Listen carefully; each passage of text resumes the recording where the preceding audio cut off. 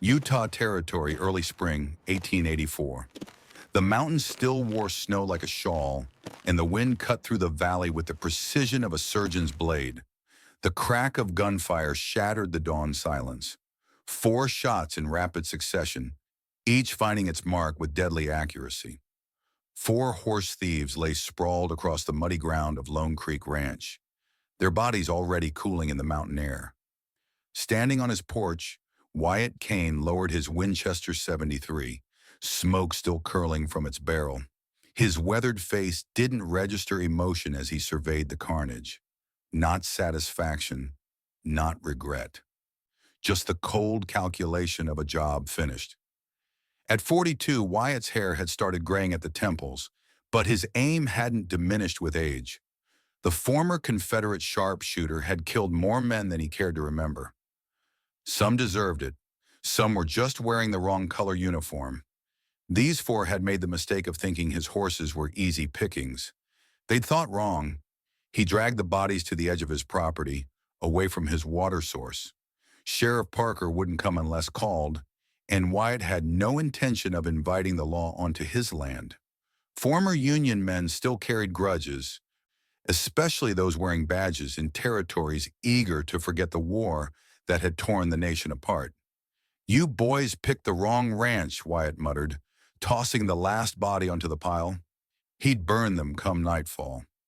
Out here, a man made his own justice. The farmhouse stood solitary against the backdrop of pine-covered mountains.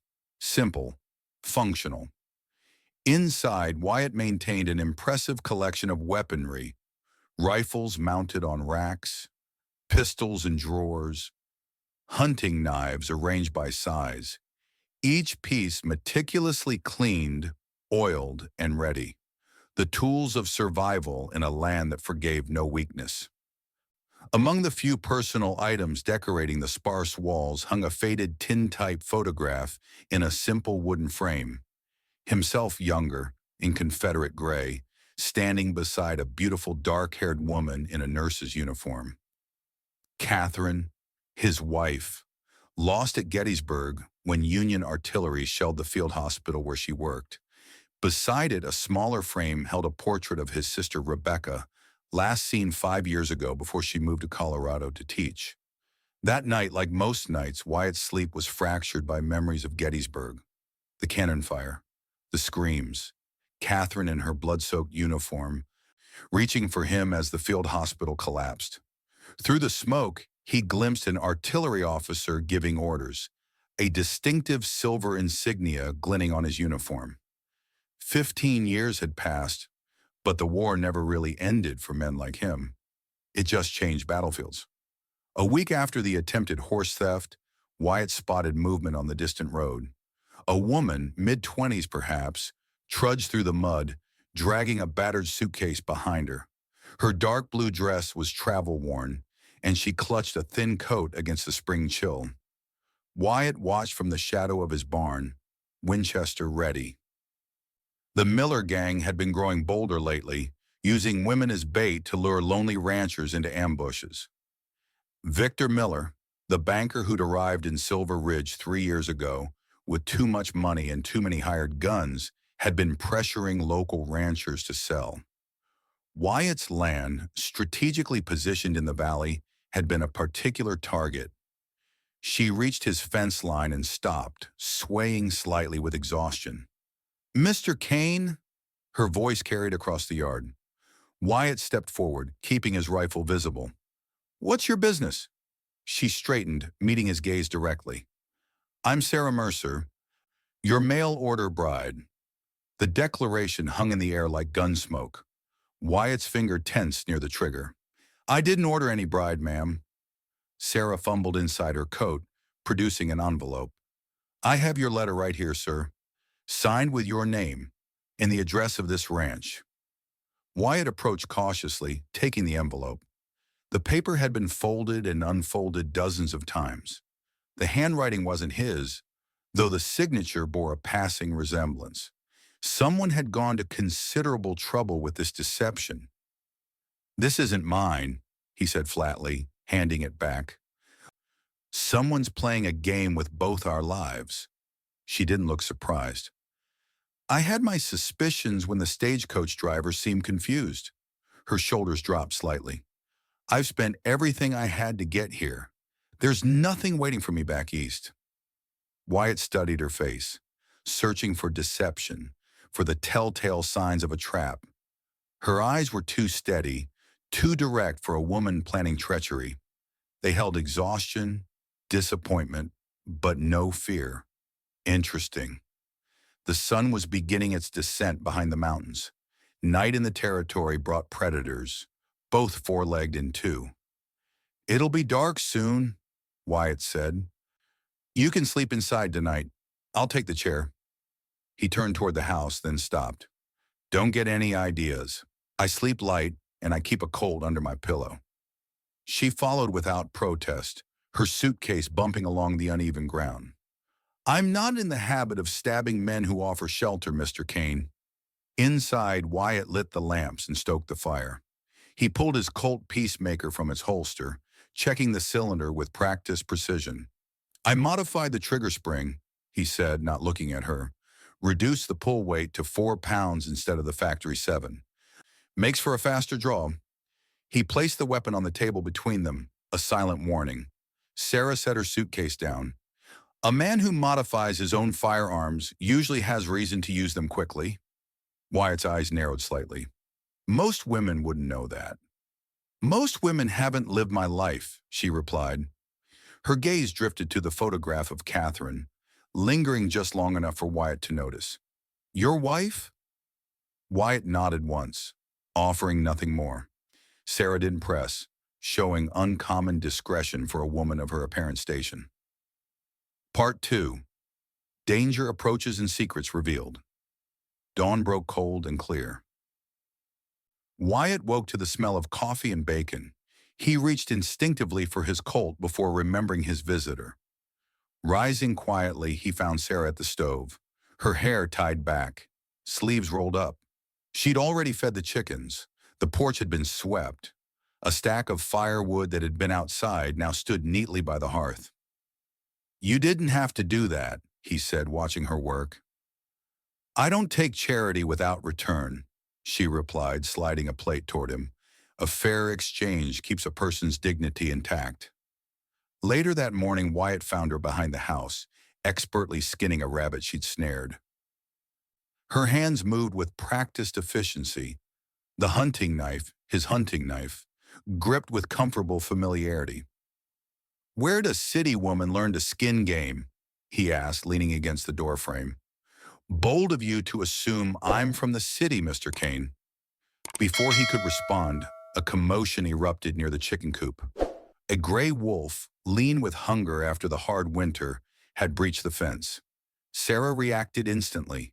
She dropped the rabbit, pulled a small derringer from her skirt pocket, and fired a clean shot that dropped the predator mid-lunge. Wyatt's hand had only reached halfway to his holster. "A woman who carries a hidden gun and knows how to use it," he said, reassessing her entirely. "You're running from something." "Aren't we all?" she replied, returning to the rabbit as if nothing had happened. "My father taught me to shoot before I could read. Said a woman alone needs steel in her spine and lead in her pocket." Wyatt nodded with newfound respect. "Your father was right." Later, as they ate the rabbit stew Sarah had prepared, Wyatt found himself thinking of his sister. "Reminds me of Rebecca," he said unexpectedly. "My sister. Same kind of independence. She's out in Colorado now, teaching school." Sarah looked up, surprised by the voluntary information. "You miss her?" It wasn't a question, but Wyatt nodded anyway. "She writes when she can. Wanted me to join her out there after." He gestured vaguely toward the photograph of Catherine. "Said I needed family." Maybe she was right. 2 days later, supplies running low, they rode into Silver Ridge. Wyatt rarely visited town, preferring isolation to the stares and whispered comments that followed Confederate veterans in Union-sympathizing territories. Main Street bustled with the usual activity, the general store, saloon, and bank forming the commercial heart of the small community. Sheriff James Parker stood outside his office, watching their arrival with undisguised suspicion.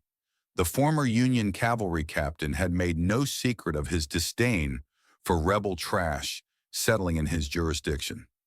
"Kane," he acknowledged coldly as they passed. His eyes shifted to Sarah. "Ma'am." "Sheriff," Wyatt replied with minimal courtesy. As they tied their horses outside the general store, a polished black carriage rolled past, drawn by matched thoroughbreds worth more than most men earned in a year. Inside sat Victor Miller, owner of the Silver Ridge Bank and the territory's largest landowner. His cold eyes fixed on Wyatt momentarily before shifting to Sarah. When Miller spotted Sarah, something flickered across his face. Recognition, then calculation. He touched the silver insignia pinned to his lapel, an elaborate M that matched the pins his men wore, but with a distinctive military-like design that triggered something in Wyatt's memory. Where had he seen that style of insignia before? Miller's gaze lingered on Sarah with disturbing intensity before the carriage continued down the street. Sarah turned away sharply, her face suddenly pale.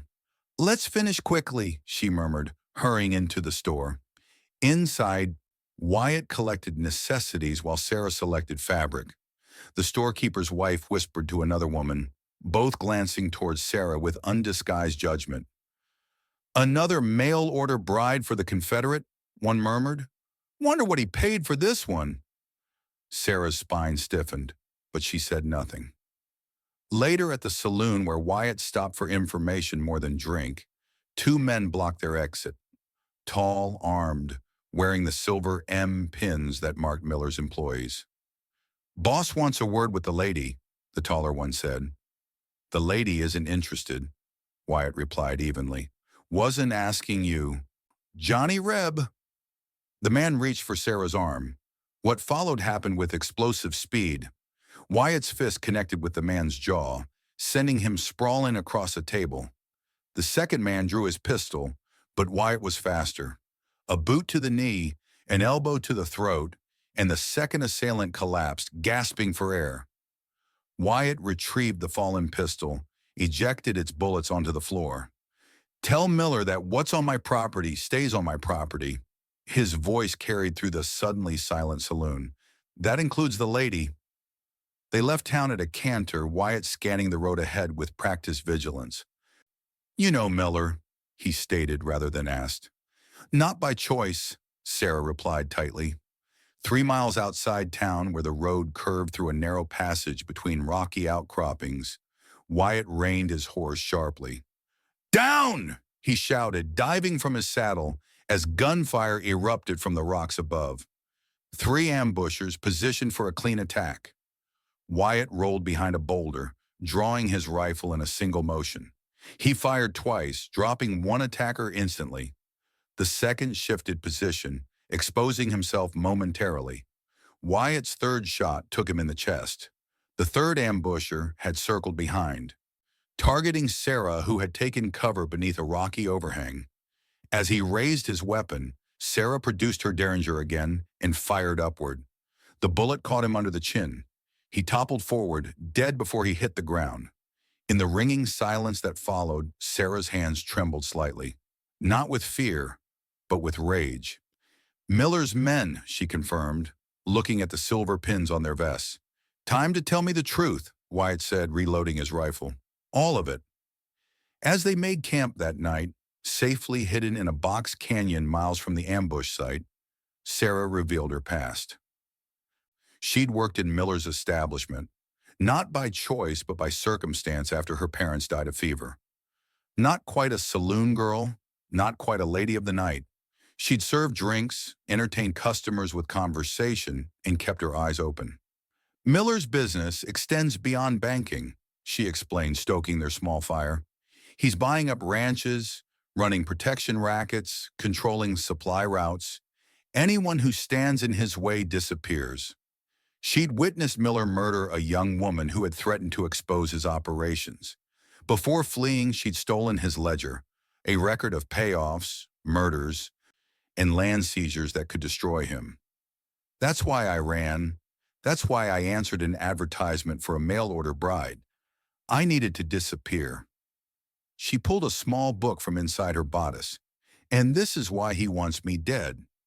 Wyatt examined the ledger, recognizing names of ranchers who had mysteriously decided to sell their properties for a fraction of their worth. Some had later been found dead in accidents. My land sits on the planned route for the new railroad spur, Wyatt realized. He's been trying to buy me out for months. You're the last holdout, Sarah confirmed. The only thing standing between Miller and complete control of the valley. Sarah hesitated, then added, there's something else. Something I noticed in his office once. A framed Union artillery officer's commission and a map of Gettysburg with the field hospitals marked. Wyatt went still. What are you saying? I don't know for certain, Sarah admitted, but he spoke of the war often, bragged about his artillery command, about a particular Confederate sharpshooter he'd been hunting ever since, one who'd killed 12 of his men in retaliation for a hospital shelling. Wyatt's face hardened to granite, the silver insignia. The hatred in Miller's eyes, it couldn't be coincidence. Over the next week, as they maintained vigilant watch over the ranch, Wyatt began teaching Sarah to improve her shooting. Her natural talent with the Derringer translated well to larger firearms. Breathe out as you squeeze, he instructed, adjusting her grip on his Remington. Don't pull the trigger, press it straight back. She fired 5 shots, each hitting the tin can at 50 yards. Where did you learn to shoot like that? She asked as he demonstrated rapid firing techniques. Served under Stonewall Jackson, he replied, his voice distant with memory. Was a sharpshooter in his brigade. 64 confirmed kills before Gettysburg. That evening, as storm clouds gathered over the mountains, Wyatt revealed more of his past than he had to anyone in years. How he'd enlisted believing in the cause. How the war had stripped away those illusions, leaving only the brutal craft of killing. How he'd met Catherine, a northern woman working as a nurse, during a brief truce to collect the wounded. They shelled the field hospital, he said, staring into the fire. Against all rules of warfare, I was a mile away when it happened. Watched the whole thing through my scope. His voice hardened. I killed 12 Union artillery men that day, shot them from 800 yards. Didn't bring her back, but it felt like justice. Sarah listened without judgment. Then softly she shared her own story.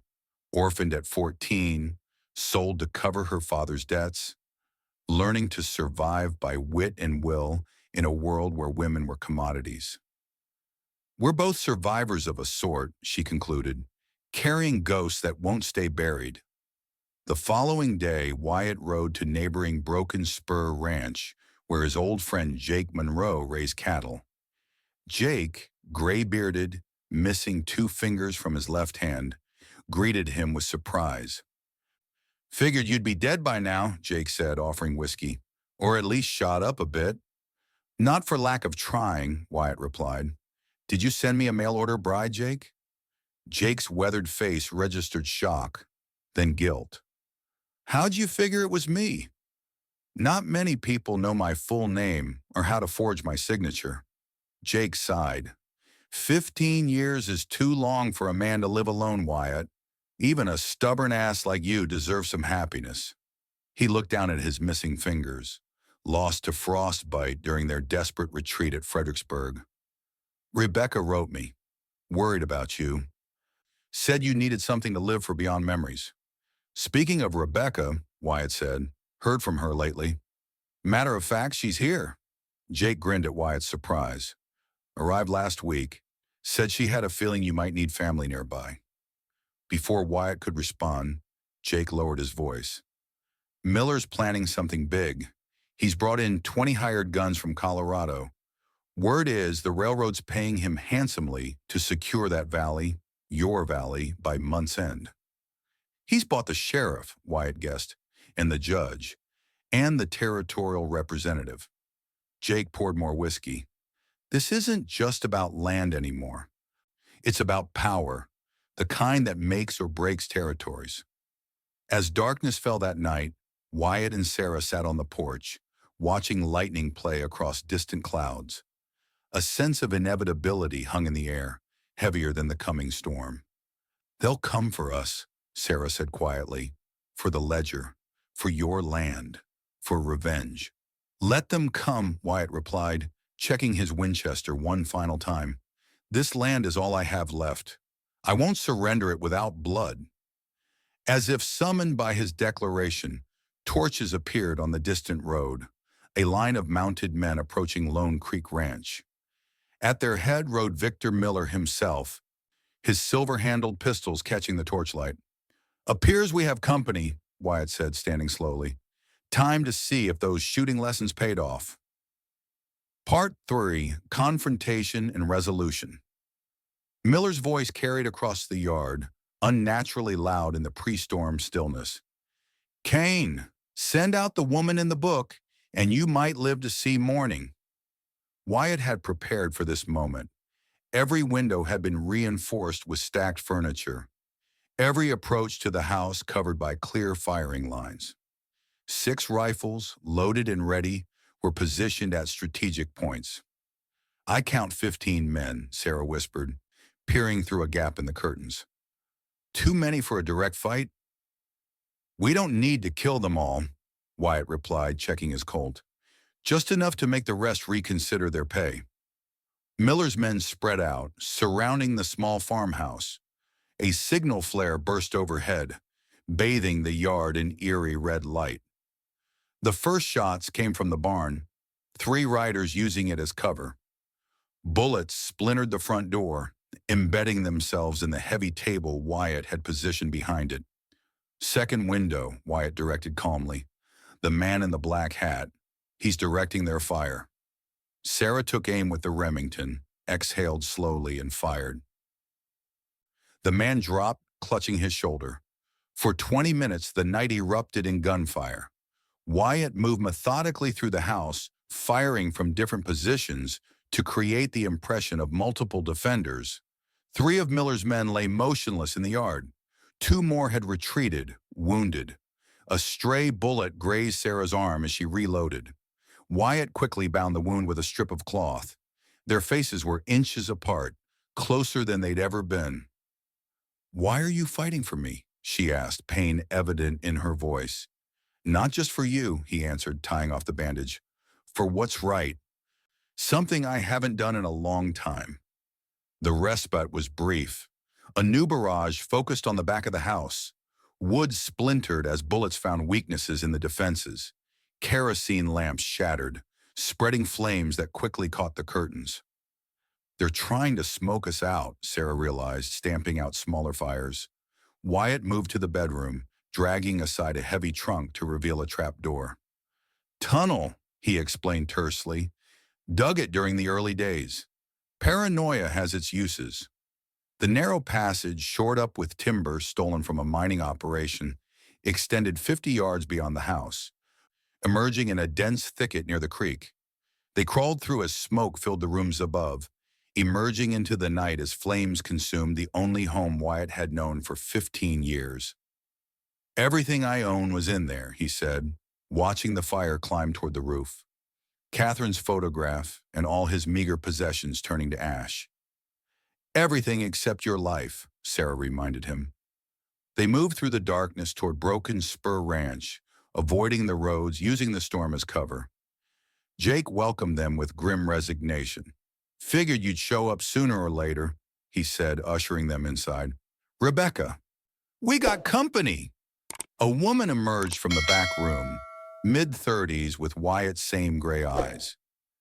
"Becky," Wyatt breathed, embracing his sister for the first time in 5 years.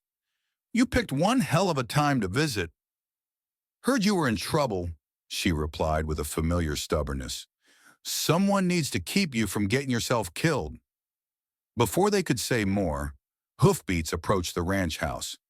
Everyone reached for weapons, but Jake raised a hand. "Expected visitor," he said cryptically. The door opened to reveal Sheriff James Parker, his Union cavalry hat wet with rain. Wyatt tensed, hand moving to his holster. Easy, Kane, Parker said, removing his hat. If I wanted to arrest you, I'd have brought deputies.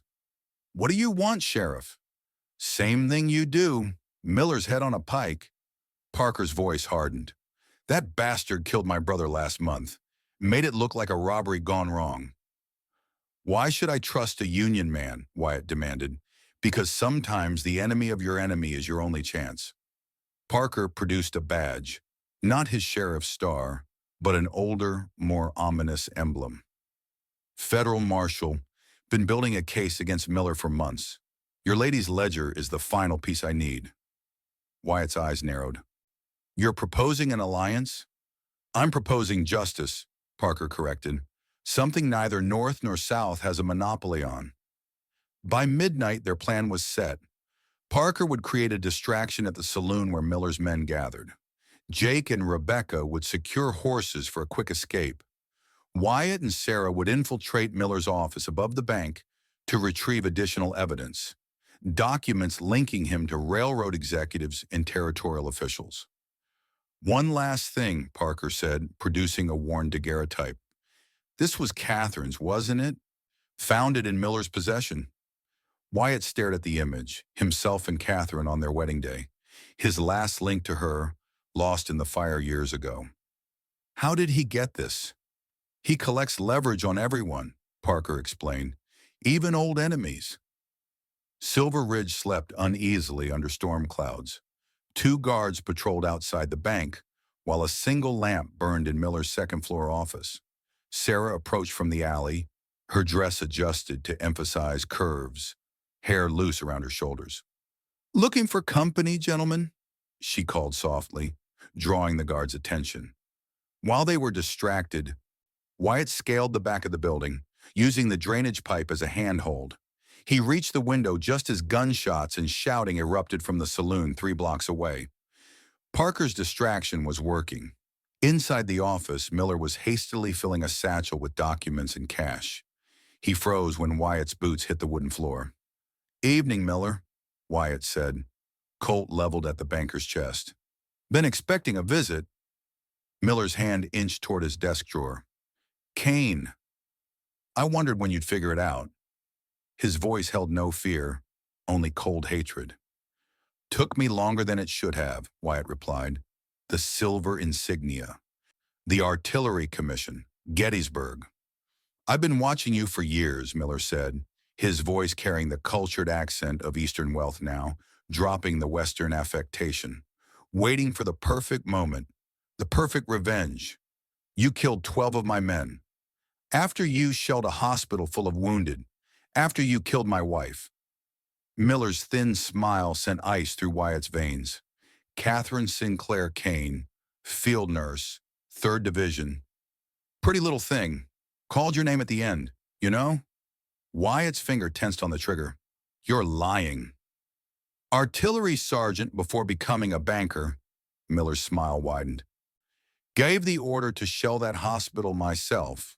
Saw your scope flash from the ridge afterward. Knew exactly who you were hunting. One man against progress, Miller continued, his hands still moving slowly toward the drawer. The railroad's coming whether you like it or not. Men like you, relics of a lost cause. You're already ghosts. Maybe so, Wyatt acknowledged, but ghosts can still pull triggers. Miller lunged for the drawer. Wyatt fired, but Miller was surprisingly fast for a businessman. The bullet caught him in the shoulder instead of the chest. Miller returned fire with a small pistol, the bullet grazing Wyatt's temple. Blood streaming into his eye, Wyatt kicked the desk over. Miller scrambled behind a bookcase, firing wildly. You think this ends with me? Miller shouted. The money behind this will just send someone else.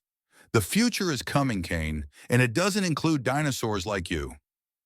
Maybe not, Wyatt replied, moving silently around the overturned furniture. But I'll settle for watching you hang. A final exchange of gunfire shattered the office windows. Wyatt took a bullet to the leg, but managed to put 2 rounds through the bookcase. Miller collapsed, still clutching his silver-handled pistol. We all carry something, Miller gasped as life ebbed from him. Wyatt stood over his fallen enemy, the man who had killed Catherine, who had burned his home, who had hunted him for 15 years. In death, Miller looked smaller, ordinary, just a man, not the monster who had haunted Wyatt's nightmares. The Winchester in Wyatt's hands, the same weapon that had fired those first 4 shots at the horse thieves, felt suddenly heavy. He lowered it slowly, the cycle of violence finally complete. 1 month later, Lone Creek Ranch was slowly being rebuilt. The ledger and documents had exposed a conspiracy reaching into the territorial government. Sheriff Parker, now confirmed as federal marshal, had arrested 3 officials and the railroad's regional director. Wyatt sat on a newly constructed porch, his wounded leg propped on a stool, watching Sarah hang laundry. The spring sunlight caught in her hair, turning it to copper. Near the barn, Rebecca was teaching Jake's youngest ranch hand how to read. Once a teacher, always a teacher. Parker says Miller's land is being divided, Sarah mentioned, joining him. He offered you first choice of additional acreage. Been thinking I might take it, Wyatt replied slowly. Build something bigger than before. Something meant for more than one person. Sarah looked at him carefully. Wyatt Kane, are you making plans for a future? 15 years I've just been existing, he admitted. Not really living, just waiting to die. Might be time to try living again. Sarah's hand found his, weathered skin against calloused palm. No words were needed. Later that evening, they rode out together across the valley. The Winchester, cleaned and oiled, rode in its saddle holster, a tool now, not an extension of Wyatt's rage. The mountains stood eternal against the darkening sky, indifferent to the small dramas played out beneath them. This land, he said, reining in at the ridge overlooking the valley, it was just a place to hide. Now it feels like somewhere worth fighting for. Worth living for, Sarah corrected. As they turned toward home, a rider approached from the eastern trail. Wyatt's hand instinctively moved toward his rifle, then relaxed as he recognized Parker's silhouette. Kane, Parker called, his expression grave. Telegram from Denver. Former Confederate officers have been asking about you. Something about Sharpsburg and a betrayal. Wyatt's face hardened momentarily, then settled into resigned determination. Seems the past isn't quite finished with me yet. Nor you with it. I expect, Sarah observed. Wyatt looked at her, then back at the ranch in the distance. Incomplete, vulnerable, but more of a home than he'd known in 15 years. No, he agreed, straightening in the saddle. But this time, I'm not facing it alone. The setting sun cast long shadows across the valley as 3 riders moved toward Lone Creek Ranch. Behind them, the ghost of that first gunshot, the 4 horse thieves, the Winchester's crack shattering the dawn, seemed to fade a little further with each hoofbeat, replaced by the promise of something worth protecting.